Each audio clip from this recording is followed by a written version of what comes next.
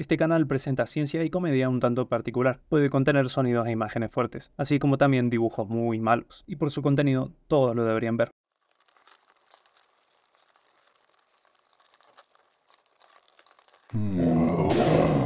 En este canal ya dije mil y una veces que tener una alimentación única y exclusiva a base de plantas puede no ser la mejor idea de todas, ya sea en casos como el koala, quien se alimenta de una planta excesivamente pedorra nutricionalmente hablando como lo es el eucalipto, o casos aún más confusos como el panda, quien tiene un tracto digestivo de carnívoro, porque son osos después de todo.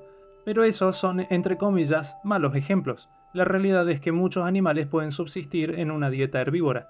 Y no solo subsistir, sino que también reinar en posiciones de poder y jerárquicas, que ya quisieran tener muchos carnívoros. Así que hoy, en este video, veremos 3 animales herbívoros que se destacan sobre la norma. Se podría decir que son animales genéticamente bendecidos. Especial herbívoros. Los animales. Vienen en todas formas, de feos a tiernos, de raros a normalones, de chicos a grandes, de fuertes a inteligentes. Pero, momento ahí. La inteligencia no tiene por qué ser contrapuesta con el tamaño o la fuerza. De hecho, si vamos por lo que es más comúnmente visto y observado en el reino animal es que mientras mayor sea el tamaño del cerebro, generalmente es más inteligente el animal.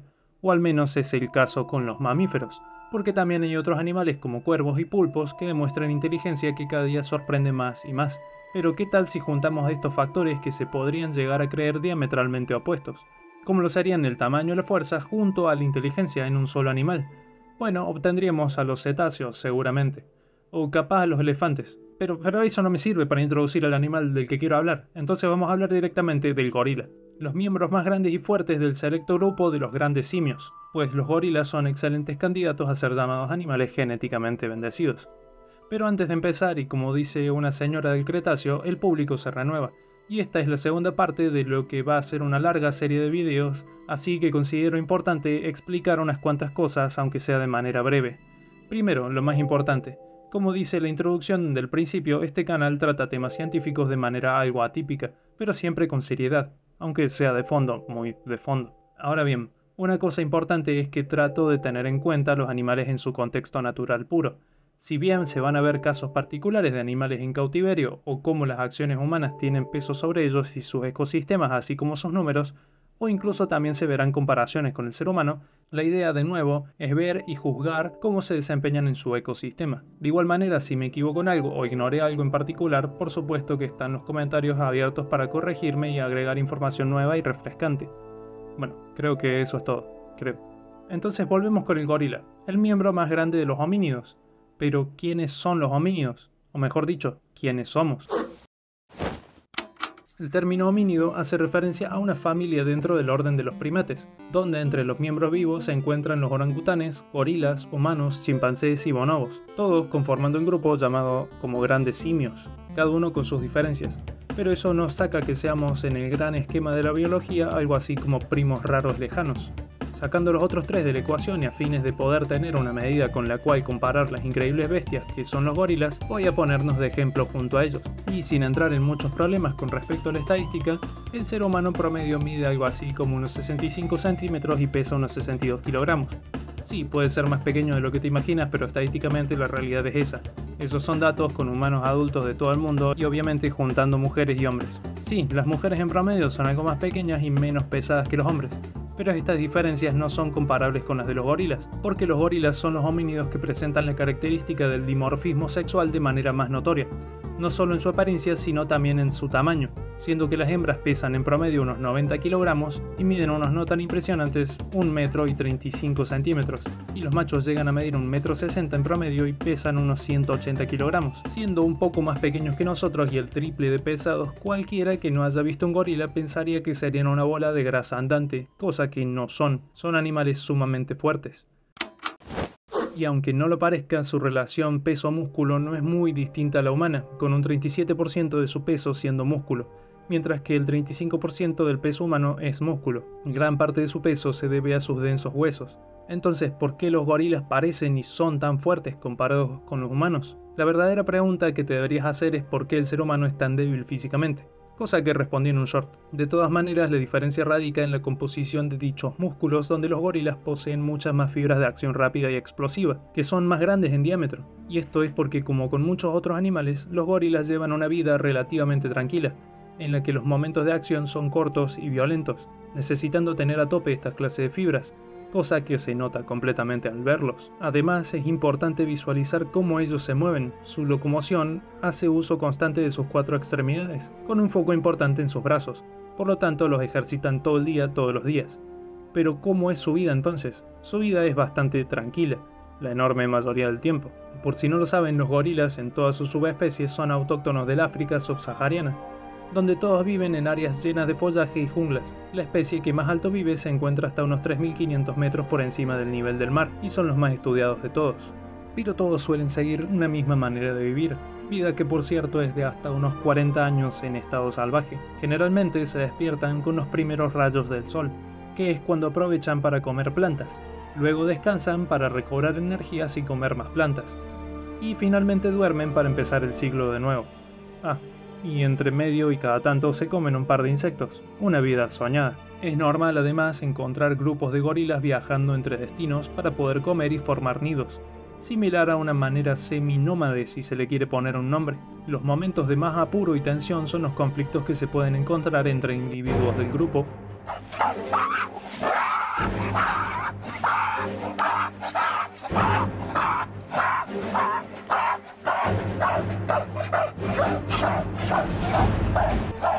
o excepcionalmente con algún otro animal, del cual el depredador más prominente es el leopardo, aunque sus ataques a individuos sanos son raros. Por lo general buscan gorilas viejitos o crías aún jóvenes, aunque también se observan algunos que otros ataques de depredadores oportunistas. Pero bueno, no es de sorprender. Después de todo, nadie que respete su vida se enfrentaría a una mole de 180 kilogramos que puede pelar un árbol como si de una banana se tratase, junto con otras cosas que se notan claramente al verlos. Unos terribles que, como se darán cuenta, no usan para cazar. Son otro método de defensa y no es solo un arma útil, sino que intimidante, como lo es su famoso golpeteo en el pecho,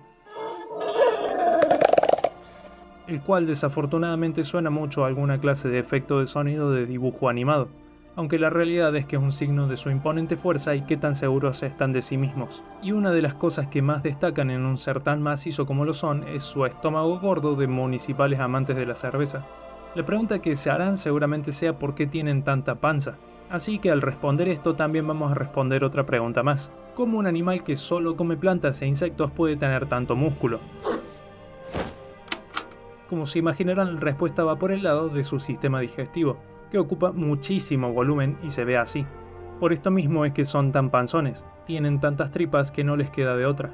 Particularmente su dieta varía mucho con las estaciones, pero suelen consumir diariamente alimentos en alrededor de unos 20 kilogramos en los machos y unos 13 kilogramos en las hembras, de los cuales mucha de esa comida es materia vegetal rica en celulosa, cosa que es increíblemente difícil de digerir. Pero para eso los gorilas tienen intestinos tan largos junto a una microbiota especializada, donde en todo el trayecto la celulosa es procesada por estos microorganismos que descomponen la celulosa en ácidos grasos de cadena corta, que básicamente sirven para darles energía. Además que las plantas que comen contienen proteínas, pero no tantas, y por eso también comen cantidades impensables para un ser humano, junto a los insectos que consumen que son ampliamente proteicos y contienen vitaminas como la B12. Mientras que los humanos modernos tenemos una mejor idea de qué comer, entonces idealmente necesitamos comer poco para cumplir con los requisitos alimentarios. Los gorilas por su lado simplemente comen muchísimo para suplirse. ¿O no? De igual manera, sumado a eso, también sus niveles de miostatina, proteína que regula el crecimiento en los músculos, parece ser menor. Menor no significa no existente, porque hay mucha gente que afirma que no tienen cuando en realidad sí poseen el gen para la misma. Es más, hasta es parecido al de los humanos. Pero la cosa no se queda ahí. Siendo parte de los primates, y en especial de los homínidos, los gorilas ya de por sí son animales bastante inteligentes, cosa que se observa en sus complejas dinámicas sociales donde normalmente los machos dominantes, también llamados espaldas plateadas, establecen diversas dinámicas con las hembras del grupo, así como con otros machos, observándose incluso en ciertas comunidades cómo se puede llegar a delegar el mandato, o particularmente en la crianza de los más pequeños, que a diferencia de mi papá, los gorilas sí están presentes y son de ayuda.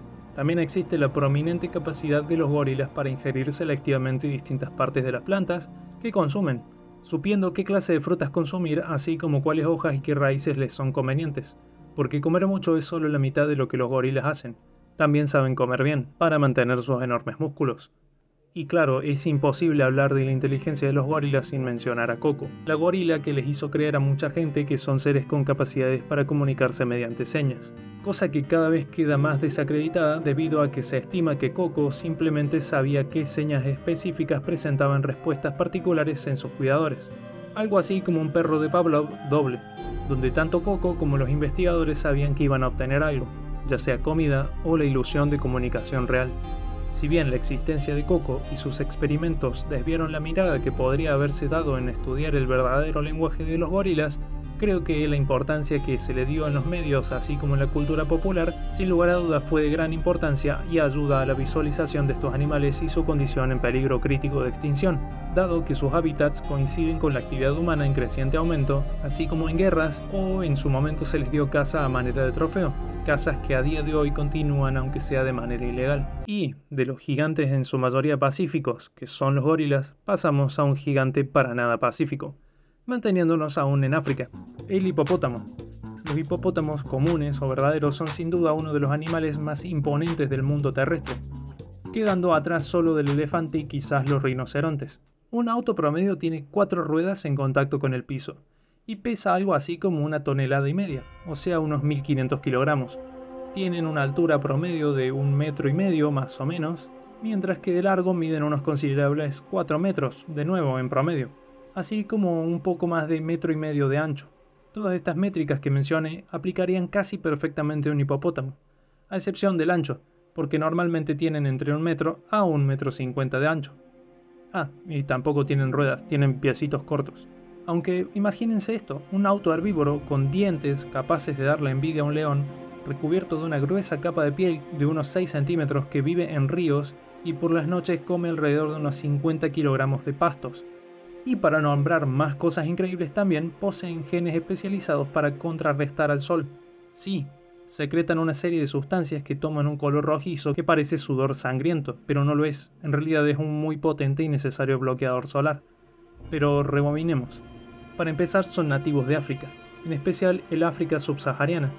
Por esto mismo es importante que secreten bloqueador solar, y se los podía encontrar en una gran amplitud de lugares, siempre y cuando haya grandes cuerpos de agua, cosa que también les llevó a habitar el río Nilo, por ejemplo, aunque actualmente su distribución menguó mucho, y luce así.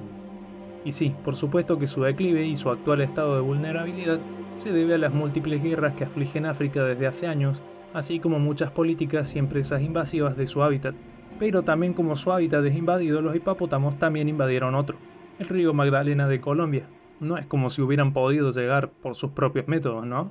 Están a unos 7000 kilómetros de distancia con un mar entre medio y encima muchos países también. Esto fue obra del señor Pablo Emilio Escobar Gaviria, uno de los narcotraficantes más prominentes de la historia que tuvo la gran idea de tener un zoológico privado. Y como todo zoológico o narco privado, era obvio que se iban a necesitar hipopótamos. Un macho y 3 hembras para ser más exactos. Luego de que se le diera caza a Pablo, sus hipopótamos no eran ni por asomo el principal problema a tratar, así que se los dejó de lado.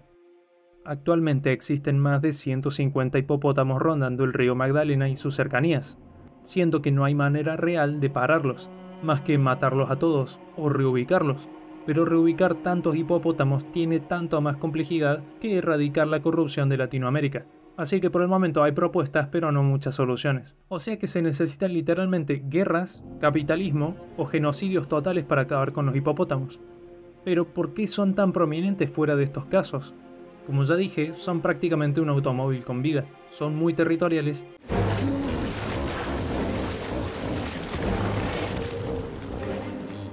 y cuentan no solo con sus enormes bocas y dientes para hacerle frente a cualquier desquiciado que se interponga entre ellos, sino que además su peso es un arma en sí. Ser aplastado por 1500 kilogramos no ha de ser muy grato, y si bien su forma no parece muy compatible con grandes velocidades, pueden llegar a correr por cortos periodos de tiempo unos impresionantes 30 km por hora, siendo que Usain Bolt, el ser humano más rápido hasta la fecha, llegó a superar los 40 km por hora.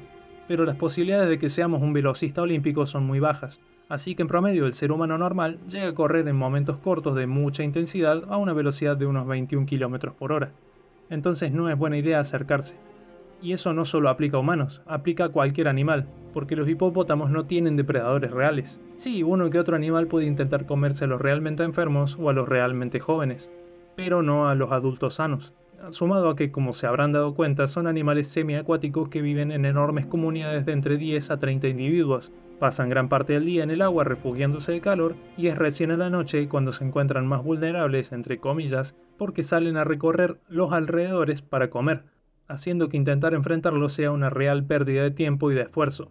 El único animal con el que pueden interactuar realmente, que pueden poner en problemas a un hipopótamo, es un elefante, lo cual es decir mucho realmente. Y si bien creo que un rinoceronte sería capaz de ganarle a un hipopótamo, dudo que realmente lleguen a eso, porque los rinocerontes son bastante más dóciles y huirían antes.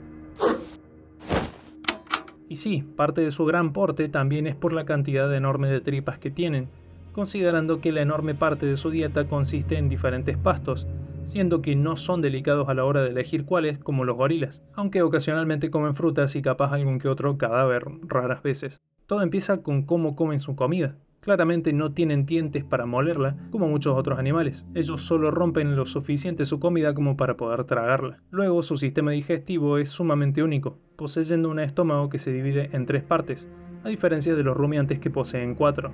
Por esto mismo son llamados pseudo-rumiantes, y es en estos estómagos donde también rompen la celulosa con ayuda de microorganismos y aprovechan así su energía.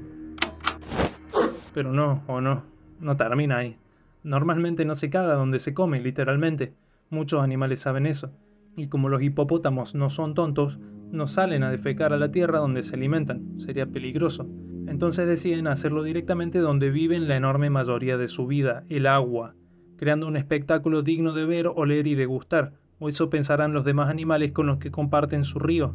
Siendo una de las cosas más graciosas que suceden en la naturaleza, no solo porque es asqueroso e impensado, sino porque también ayuda a sus pares de una manera increíble, porque al tener estas costumbres a la hora de defecar, crean piscinas enteras de aguas estancadas ricas en bacterias beneficiosas para ellos mismos, creando una suerte de piscinas de microbiotas comunales exteriores o una cosa similar.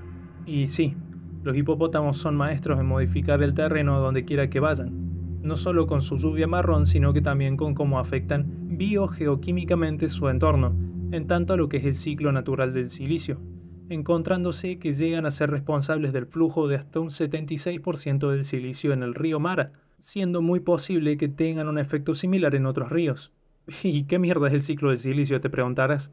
Bueno, si te interesa un poco, quédate hasta las escenas postcréditos. Entonces tenemos gigantes pacíficos tan inteligentes como potentes, que pueden convertir bambú e insectos en puro músculo, así como autos orgánicos que poseen bloqueador solar gratuito y encima solo respetan a los elefantes. Tantas características únicas los hace sobresalir sobre el resto y estar por encima de muchos depredadores. Pero ¿qué tal un enfoque más simple? Aunque no por eso más chico.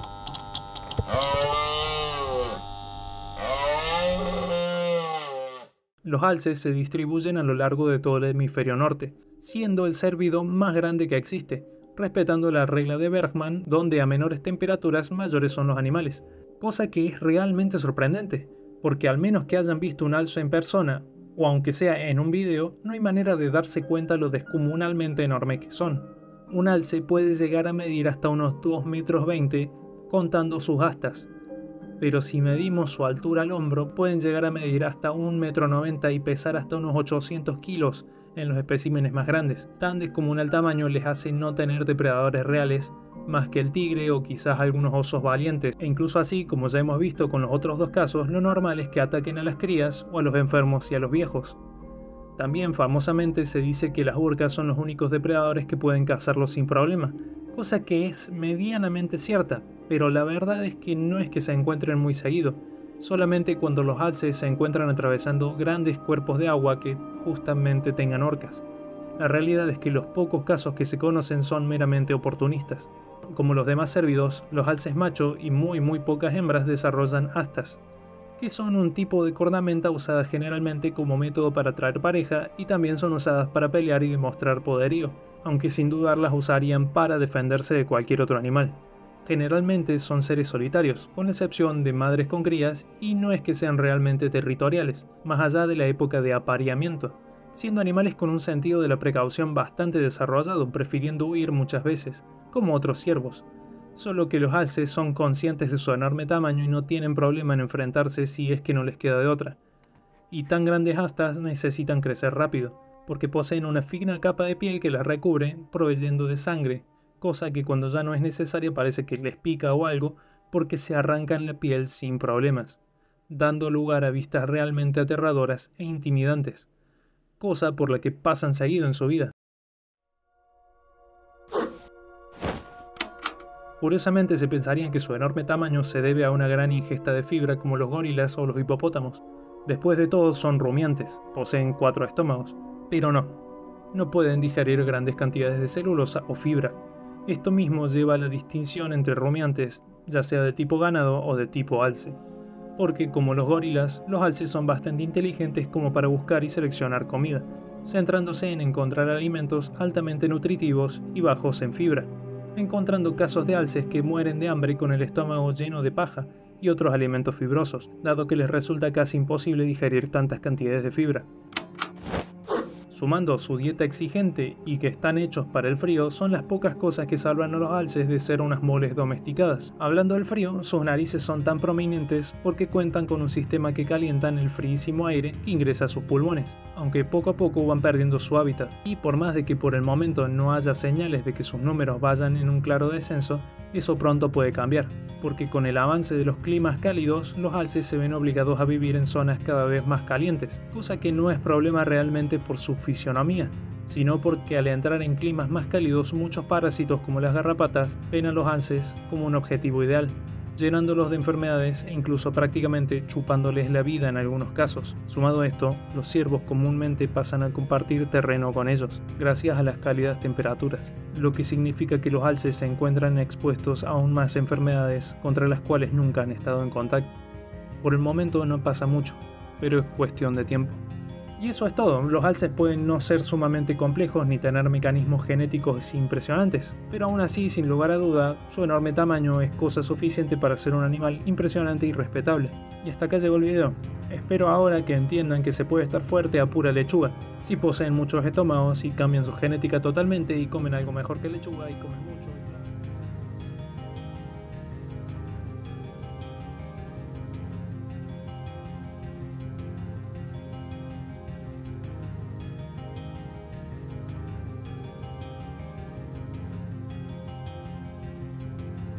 Bueno, terminó el video y ahora queda la escena post créditos. Quería aprovechar este momento para hablar de la desinformación, porque encontré muchísima información falsa sobre el gorila, que no estaba sustentada en nada más que evidencia anecdótica, que a ver, en caso de ser medida y capturada de alguna manera puedes tener cierto peso científico, no mucho, pero es algo. Por el contrario, encontré gente afirmando que un gorila es tan o más fuerte que 20 humanos. No vi nada más al respecto, solo que eran más fuertes. Capaz uno que otro decía que podían hacer más press banca o algo así, cosa que sí, obviamente un gorila es más fuerte que un humano. Ya que sean 20 o no, principalmente no tengo ni idea, porque no hay estudios hechos o al menos no lo pude encontrar. En caso de que alguien encuentre información seria y fidedigna, puede comentarlo por supuesto, pero no es la idea repetir como loros números que no tienen sustento. O capaz sí lo tienen, pero el no citar fuentes pierden credibilidad. Y bueno, eso, no sé, cuídense, chao. Ah, no, el ciclo del silicio, cierto. Básicamente el silicio es un elemento esencial para ciertos organismos, y también se solapa mucho con el ciclo del carbono, así como el secuestro del mismo, ayudando también a cosas que parecen tan ajenas como el control climático y el pH de los océanos, haciendo que el ciclo del silicio sea una etapa muy importante, ya sea en términos bioquímicos o geológicos. Y el hecho de que los hipopótamos puedan afectar tanto eso es medio raro. Ahora sí, chao.